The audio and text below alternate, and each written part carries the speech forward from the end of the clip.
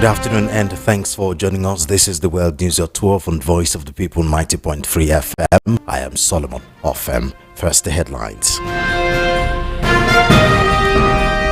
Reps indict 31 MDAs with task to AFCC and ICPC to recover 103.8 billion naira and $950,912. Senate approves Tinubu's $21 billion foreign loan plan for 2025-2026. Senate defends entry denial to Natasha, saying she remains suspended.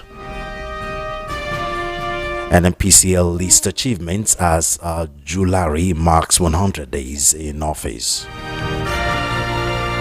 US becomes next exporter of crude to Nigeria. Sunday Igboho urges federal government to remove his name from wanted list. On international news, protest in Ukraine as Zelensky signs bill targeting anti-corruption bodies.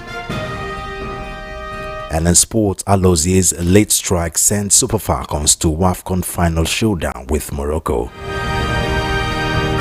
Those are the headlines. Details coming up in just a moment.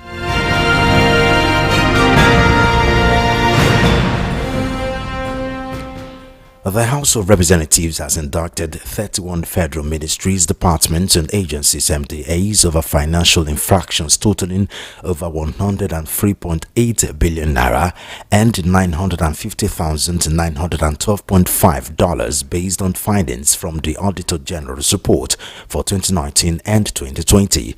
Following the adoption of the Public Accounts Committee's PAC recommendations during plenary, lawmakers directed the Economic and Financial Crimes Commission (EFCC) and the Independent Corrupt Practices and Other Related Offences Commission (ICPC) to recover the funds and ensure remittance into the Federation account. The motion, sponsored by Rep. Bamidele Salam, highlighted massive internal control failures, unauthorized expenditures and procurement violations uncovered across several MDAs. The review covered the Auditor General's annual reports for the years ending December 31, 2019 and December 31, 2020. The Ministry of Foreign Affairs was faulted for unauthorized spending on a presidential lodge project at the Nigerian Embassy in Ethiopia. The committee ordered the ministry to refund 124 million naira and $795,000 along with other questionable expenditures, including 49.9 million naira paid for unapproved renovations and 9.2 million naira disbursed without supporting documents. The Bank of Agriculture faced intense scrutiny over uncollected debts amounting to 75.6 billion naira. The House mandated the publication of debtors' name in 3 national dailies and tasked the EFCC and ICPC with recovering the funds. An additional 350 billion naira was to be recovered and reported within 90 days. The Senate has approved President Bola Tinubu's external borrowing plan of over $21 billion for the 2025-2026 fiscal cycle, paving the way for the full implementation of the 2025 Appropriation Act. The comprehensive borrowing package includes $21.19 billion in direct foreign loans, 4 billion euros, 15 billion Japanese yen, and $65 million grants and domestic borrowing through government bonds totaling approximately 757 billion naira. Also included was a provision to raise up to $2 billion through foreign currency denominated instrument in the domestic market. The approval followed the presentation of a report by Senator Aliyu Wamako, chairman of the Senate Committee on Local and Foreign Debt, who noted that the plan was first submitted to the National Assembly on May 27, but was delayed due to legislative recess and documentation issues from the Debt Management Office. The chairman of the Senate Committee on Appropriations, Senator Olamileko Adeola, said most of the loan requests had already been factored into the medium-term expenditure framework and the 2025 budget. While the approval drew broad support, it also raised concerns. Senator Sani Musa clarified that the loan disbursement would span 6 years, not just 2025. He defended the borrowing, saying it aligned with global economic practices. Senate spokesman Yemi Adaramodu says Kogi Central Senator Natasha Akpoti-Uduaghan remains suspended till the Red Chamber resumes from recess in 2 months' time. Adaramodu said this in a television interview hours after the Senate barred the suspended lawmaker from assuming legislative duties at the National Assembly in Abuja. Senator Akpoti-Uduaghan was suspended in March 2025 for violating Senate rules for a seat arrangement brawl with Senate President Godswill Akpabio, whom she accused of sexual misconduct, an allegation Akpabio denied. However, the People's Democratic Party (PDP) lawmaker, who relied on the recent judgment delivered by Justice Binta Nyako of the Federal High Court Abuja, made an attempt to resume Senate proceedings on Tuesday, July 22, 2025, but was barred. Upon her arrival, the Kogi Central lawmaker, who rode in a black car, was stopped by security operatives at the first gate of the National Assembly. After some minutes, Senator Natasha alighted from her vehicle and walked into the National Assembly premises in Abuja, accompanied by her supporters, including activist Aisha Yusufu. She was stopped again at the second gate and asked to turn back. However, the senator and her supporters made their way past the checkpoint only to meet a locked gate. The Nigerian National Petroleum Company Limited is celebrating some of its key achievements to mark the first 100 days in office of its Group Chief Executive Officer Bashir Ojulari. In a performance review released by the National Oil Company across its social media platforms on Wednesday morning, Ojulari's administration was lauded for hitting major milestones across upstream partnerships, infrastructure development, energy transmission, and corporate governance. In an overall exercise, the sweep that swept across the board and executive team of NNPCL, Ojulari assumed office on 2nd April 2025 following his appointment by President Bola Tinubu. He replaced former GCAO Melikiari. The company said that the new leadership had delivered strategic wins in profitability, refinery rehabilitation, transparency, and employee welfare, describing the period as one of the steadfast commitment and forward movement. According to the statement, under Ojulari's leadership, NNPCL has strengthened collaboration with upstream partners, achieved growth in oil and gas production, and ensure 100% pipeline availability, a crucial metric for securing revenue flows.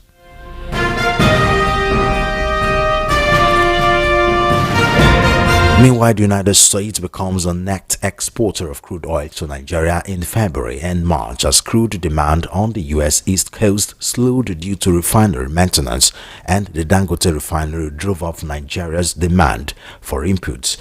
A note by the U.S. Energy Information Administration said gross U.S. export of crude to Nigeria touched 111,000 BD in February and 169,000 BD in March. Imports, which were at 133,000 BD in January, dropped to 54,000 BD and 72,000 BD in February and March, respectively. This is the first time that the U.S. has exported more crude oil to Nigeria than it imported. Nigeria is generally considered a source for U.S. crude oil imports, ranking 9th last year.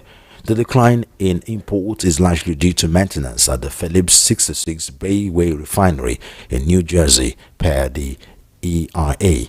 However, imports increased later in the year as the Broadway refinery resumed normal operations in April and Dangote underwent some unplanned maintenance. A Yoruba Nation advocate, Sunday Adeyemo, popularly known as Sunday Igboho, has urged the federal government to remove his name from its wanted list. Igboho also urged the federal government to prioritize security in the southwest region. He made the plea during a visit to the Olugbo of Orile-Egbon Oba Francis Alao at his palace. Igboho sought the monarch's royal backing for his full freedom and reintegration into Nigeria. He thanked Oba Alao for his support throughout his ordeal. Speaking on regional security, Igboho urged the government to appoint competent individuals to safeguard the southwest. In his remarks, the Olugbon described Igboho as a true patriot whose activism contributed to the emergence of a Yoruba president. He assured him of royal backing and promised to engage the Alaafin of Oyo and other stakeholders to secure his total freedom.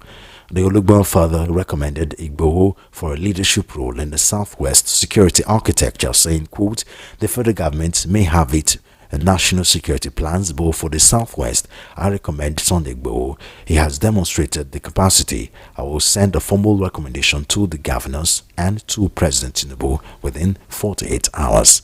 End of quote. It is now time for us to join in Kamian John from our Abuja studio for more news. Thanks for staying tuned. These are the latest developments in the nation's capital. I am Kamian John. Senator Ireti Kingibe, who represents the Federal Capital Territory, has strongly condemned the reported shooting of unarmed residents during a protest against the demolition of homes in the Kasana area of Abuja. Eyewitness and video circulating on social media allege that security operatives opened fire on residents attempting to resist or peacefully protest the demolition exercise carried out by the FCT administration under Minister Nyesom Wike. Several people were reportedly injured, though the exact number of casualties remains unclear. In a statement released on Wednesday, Kingibe described the incident as state-sponsored trauma and called it a gross abuse of power. She said, and I quote, the bullets were fired at civilians, people simply trying to salvage their lives and dignity. It is not only unacceptable, it is indefensible. This is not law enforcement. This is state-sponsored trauma. End of quote.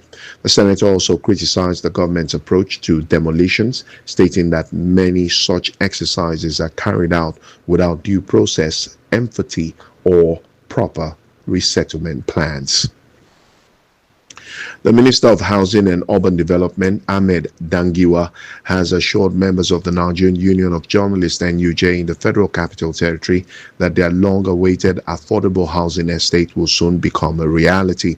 Speaking at the NUJ FCT Press Week lecture and award ceremony in Abuja, Dangiwa reaffirmed the ministry's commitment to President Bola Tinubu's Renewed Hope agenda, including the Renewed Hope Housing Program and the National Urban Renewed Initiative aimed at expanding access to affordable housing.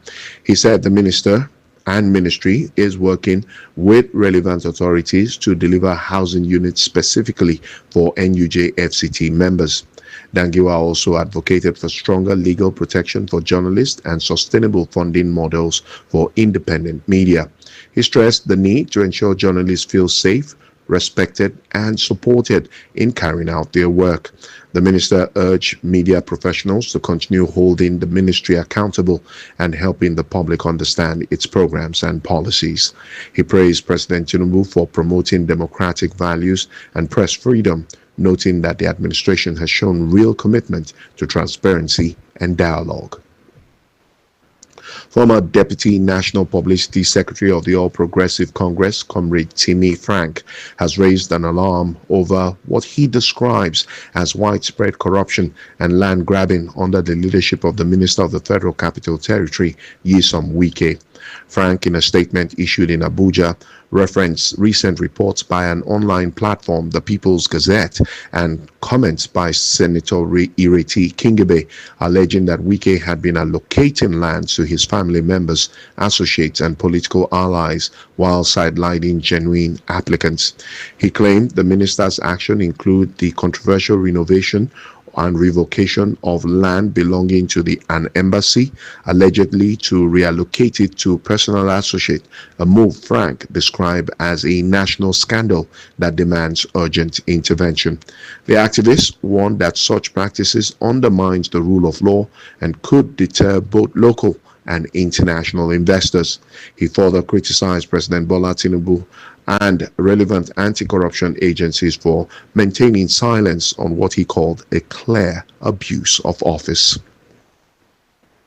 The Women's Affairs Secretariat of the Federal Capital Territory Administration, in partnership with UN Women, has launched an empowerment program for over 150 women in cassava processing and branding for international markets. Mandate Secretary of the Secretariat, Dr. Adedayo Benjamin Lanini, disclosed this in Abuja, describing the initiative as part of the FCT's No Hunger, No Anger.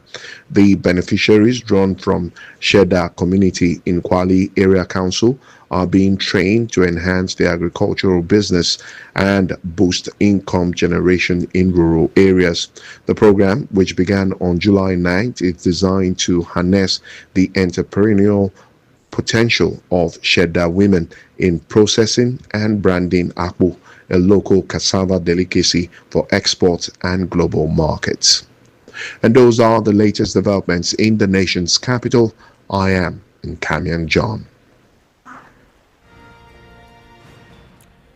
That was Nkamian John reporting from the studios in the nation's capital, Abuja. You're currently listening to the World News at 12 right here on Voice of the People 90.3 FM. Time for us to go to analysis segment where I have Peter Anosike, a current affairs analyst. He has PhD on consulting and profit management from Brainerd University, Delaware, United States. Dr. Anosike, thank you so much for joining us on the news at 12 today. Thank you for having me. And let's go to the first talking point of the news where, the House of Representatives has indicted 31 federal ministries, departments, and agencies over financial infractions totaling over 103.8 billion naira and $950,912.5 based on findings from the Auditor General's report for 2019 and 2022. Now, this is not the first time, House of Representatives committees are pointing fingers at ministries and departments and different agencies, between in 2019, 2020, 2021, 2022, and those time span, we're talking about the Muhammadu Buhari administration.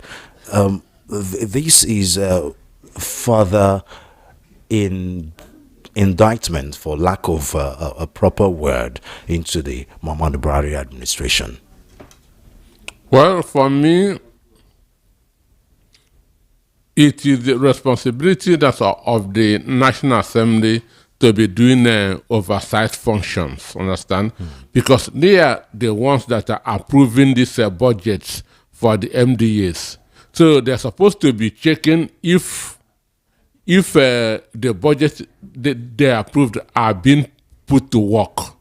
So what or they are doing, that is part of their responsibility, even though they are also part of the problems. They are also part of the problem because if you go to these MDAs, they are the contractors. I mean, those in the National Assembly. They are the suppliers, the contractors, and the recruiters. Understand? And when you talk of budget and padding, this is one of the ways that this budget padding also happens, because this House of the Reps men will go to this MDAs, understand? I'm going to pad your budget, but you have to give me so and so thing. You have to give me Give me my cut, my contract, understand me?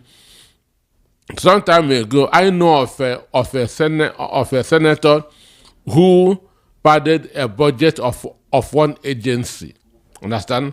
So at the end of the day, he was asked to supply chairs as a way of getting his own cut, understand me? So this is just a kind of corruption, fighting corruption, because so when this thing happened, I'll ask myself, what really has gone wrong?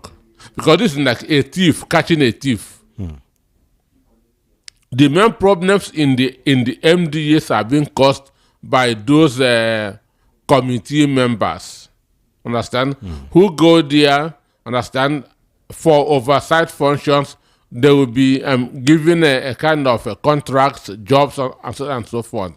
But maybe some MDAs are now a kind of being stubborn, not maybe by renegading that on their promises. And that's the only way that this kind of information will begin to come out. Since you don't want to do your own part of the deal, let me expose you.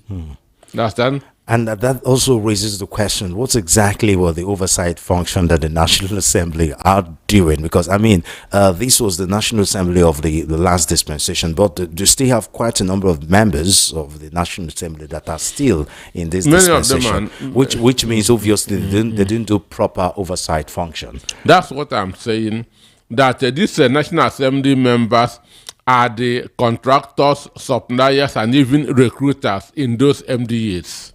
Understand? So when you have already compromised, you have you have heeded corruption. Understand me? When you have now when a budget is, when you give them a budget of 10 billion, and the DG or the say do a contract of 2 billion. Understand me? Now both of you are now in the same pot. Understand me? So you do not have any power again to oversee what he is doing with the remaining 8 billion. So this is the reason why this job is not being done very well. Understand me? So maybe or the assembly members in the 9th Assembly were compromised. So this 10th Assembly now have to go and say things were not done well between 1999 and 2023. And this also threw in the question. I mean, Muhammadu Buhari has always been, touted as an anti-corruption warrior for the children, for those who don't know him. So I mean, in his tributes, 90% of his tributes they all keep saying lots of integrity, is an anti-corruption champion, and this also raises the question, what anti-corruption job did they do while in office when you see this kind of reports coming out, billions missing and nowhere to be found? When Buhari was the chairman of PTF, Petroleum Trust Fund, that was set up by General Sani Abacha, 2.8 billion missed. Imagine the value of 2.8 billion. As at then, it will be more than our current maybe 45 trillion budget. Missed under Buhari, he couldn't account for it. Understand? He couldn't account for the money, but Abacha decided to let go. So those of them who are saying that he is anti-corruption, says that he is not. He is as corrupt as corruption goes. Understand? So and again, most of the time he doesn't have a mental presence. That's why he couldn't write any book about his tenure as a head of state or as a civilian president, because most of the time he doesn't have a mental presence. That was why Aisha was talking about cabals hijacking her husband's government. It can only happen when you don't have a presence, and Buhari never had any presence while in office. To the second news point, the Senate has approved President Bola Tinubu's external borrowing plan of over $21 billion for the 2025-2026 fiscal cycle, paving the way for the full implementation of the 2025 appropriation bill. And this is exactly what we're talking about. By the time the next dispensation, we come in, administrative coming, and then that National Assembly will now be talking about billions of naira missing in the Tinubu administration. This is where it starts. Well, he is messing up the government for the next person that will be there. That will be taking over. As Buhari messed up his own, so everybody is passing it to the other person. But I'm not really against borrowing. Every country borrows. America borrow, Russia borrow, and China borrows. But the problem, what do you do with it? That's the most important thing. What do you do with the borrowing. People that understand governance, when they borrow, they invest it on infrastructure. From the infrastructure, they'll be able to pay back. But when you borrow and share, understand, when you borrow and consume, like the Tinubu government is doing, that's where the country enters a problem. As we speak, every child that will be born in Nigeria today is in debt of over 800,000 naira. Any child that is born today in Nigeria is in debt of over 800,000 naira. The money that you don't know how it came about or how it was spent. So if you check, under Jonathan administration in 2015, Nigeria had a GDP of almost half a trillion naira. No, dollars. Half a trillion dollars in 2015. But today, what you're having is about 200 and something. Understand? So assuming that the PDP government has continued in office, by 2025, which is now, we'll be nearing $1 trillion this economy. Assuming that that Obama, who I pray will be going to jail very soon, and others did not mess up with our election, by this 2025, who have been nearing to $1 trillion economy. Understand? So Nigeria is not moving forward. We are going backwards.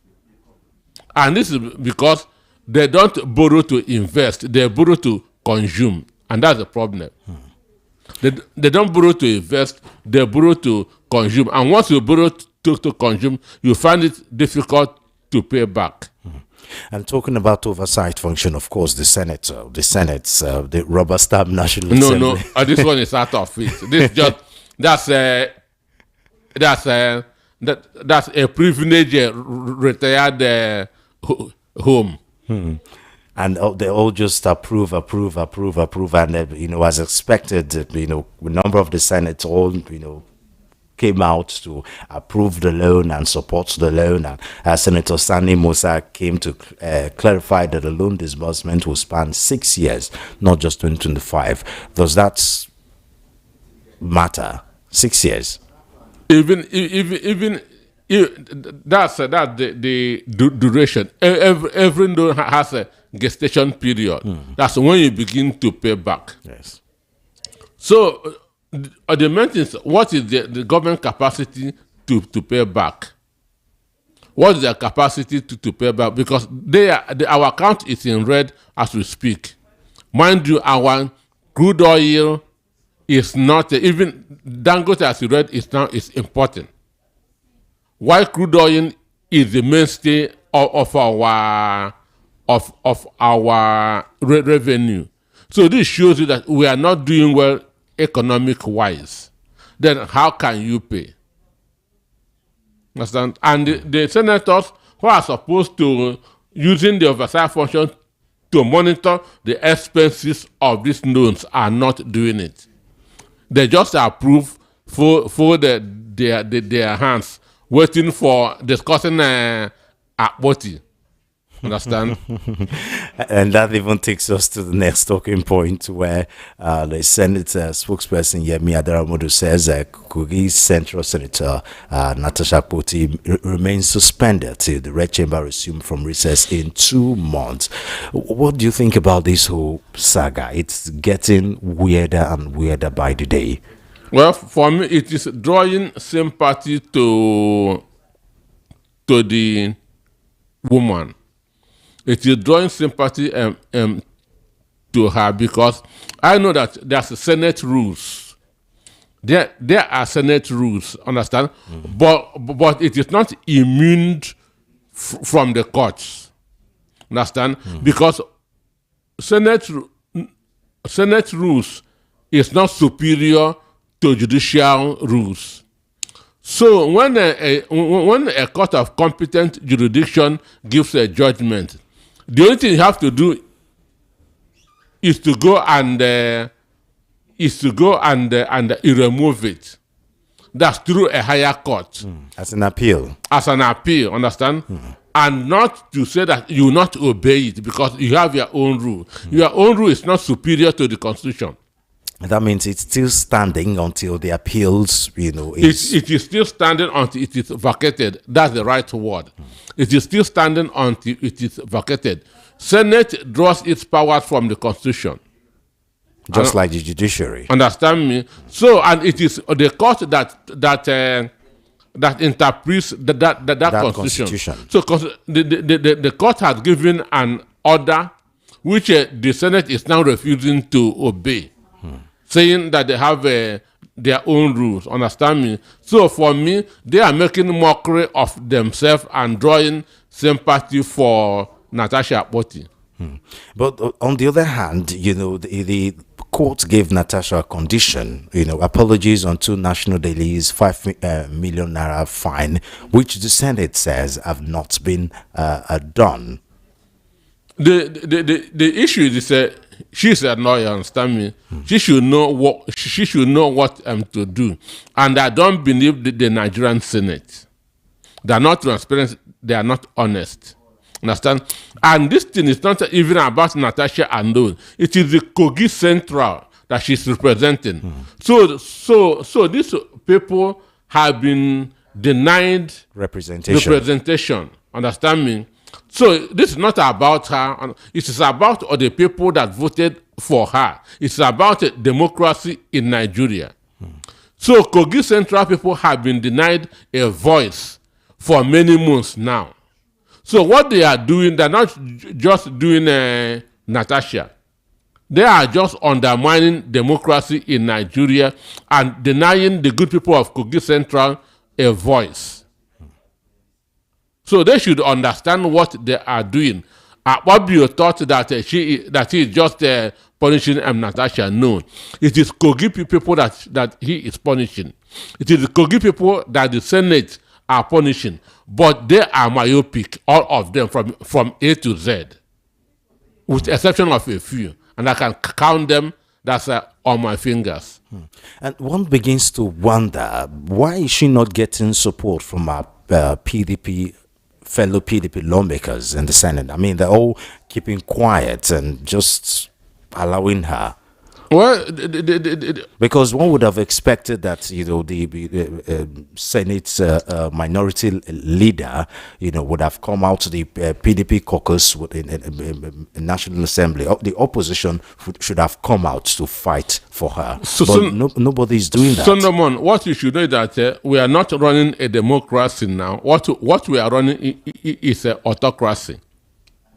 Democracy died in Nigeria March 18th. 2025. That was the day that democracy died in Nigeria. And if you are running autocracy, there's a hammer that's on air waiting that to fall on anybody. Understand me? So many of these PDP senators are in committees. So when you come to say that you are supporting, they might remove you from those committees. So that's why many of them are not coming out that to speak in support. Secretly, they might be advising her and so on and so forth. But because we are not running a democracy, that's why nobody can come out freely. Because these people are just there representing themselves. Understand? They are there thinking of the next election. Instead of standing for the people. And it also makes mockery of the women's representation achievements that Nigeria has been trying to do. Successive leadership. It's already the problem that the female representation in Nigerian political space is quite few, and then the few ones that are there are going through this. Someone can say this is sexism at play here. That what they are doing is scaring the women. What they are doing is scaring the woman, because any woman that want to aspire tomorrow will have His reservation. Her reservation. Reservation, And rather. mind you, I have done a study of women voting all over the world. Women vote more than men. Women vote more than men, but and in population they are more in number than men. But they don't know how to. Or the men don't want to give them that opportunity to organize themselves and ask for their right. And this is one of it, through this intimidation, harassment, and so on and so forth. Understand? So imagine in a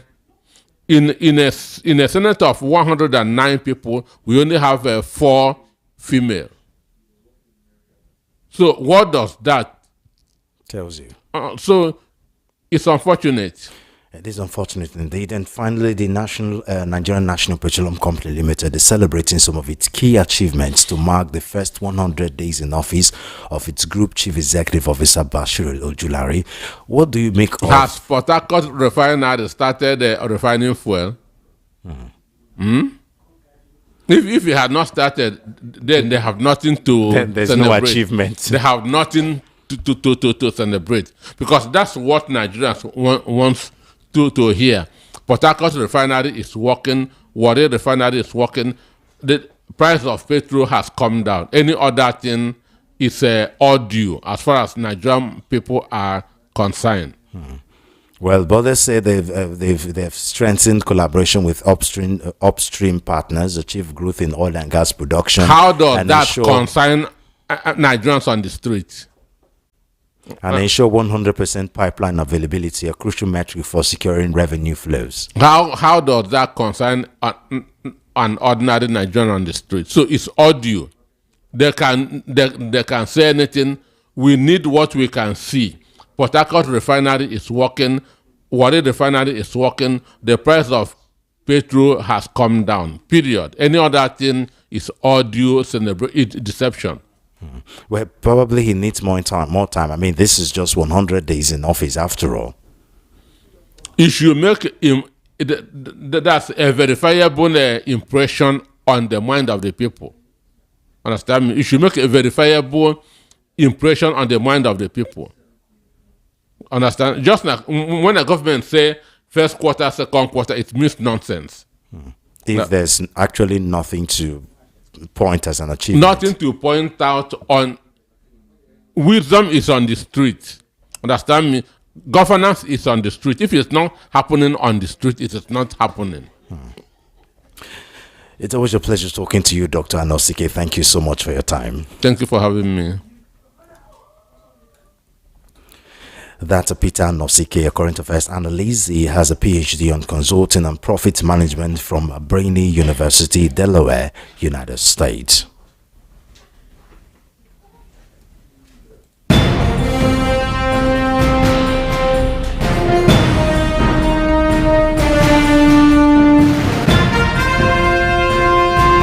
And for a quick look at what's happening outside Nigeria, President Volodymyr Zelensky has signed a bill that critics say weakens the independence of Ukraine's anti-corruption bodies, sparking protests in several cities and drawing international criticism. The new law grants the Prosecutor General control of the National Anti-Corruption Bureau, NABU, and Specialized Anti-Corruption Prosecutions Office, SAP, and critics say it undermines their authority. In an address on Wednesday, Zelensky said both agencies will still work but needs to be cleared of Russian influence. After the bill passed, hundreds of people gathered in Kyiv for the biggest anti-government protest since the start of Ukraine's full-scale invasion in February 2022. Demonstrations were also seen in the cities of Lviv, Dnipro, and Odessa. Ukraine's chief prosecutor, Zelensky loyalist Ruslan Kravchenko, will now be able to reassign corruption probes to potentially more pliant investigators and even to close them. In his overnight address, Zelensky criticized the influence of efficiencies of Ukraine's anti-corruption infrastructure, saying cases had been lying dormant.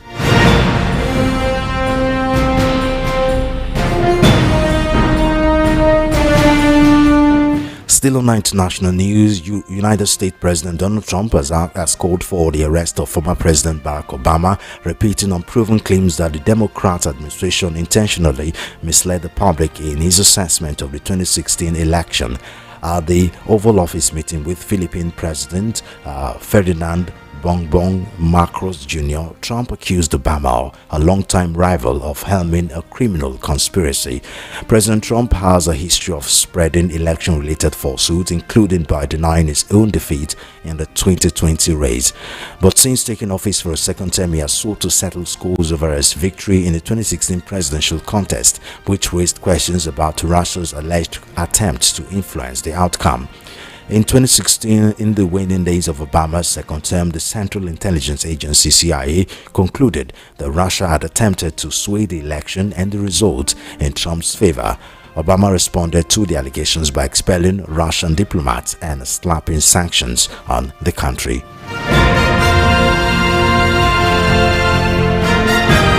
And finally, on sports, Super Falcons of Nigeria on Tuesday booked their place in the final of the Women's Africa Cup of Nations WAFCON in Morocco after a dramatic 2-1 win over South Africa, sealed by a late goal from defender Michelle Alozie.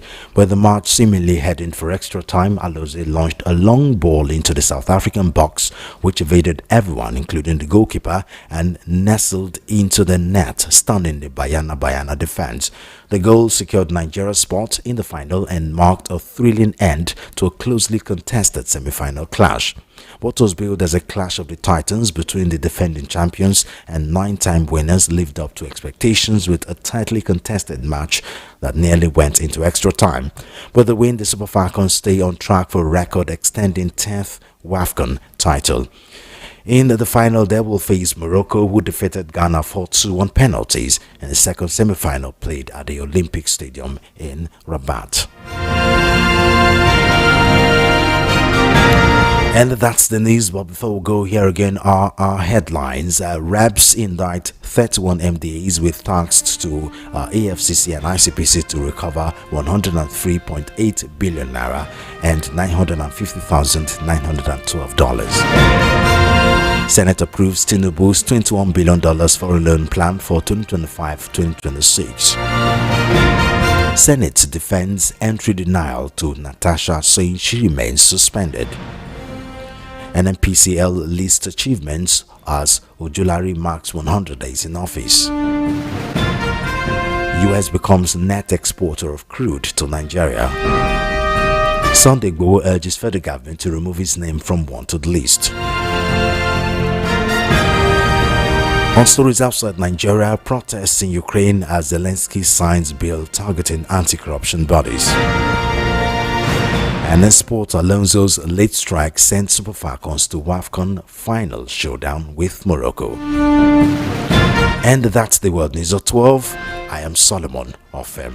Do follow our social media handles at VOP903FM. Subscribe to our YouTube channel at VOP903FM. Good afternoon and thank you for listening.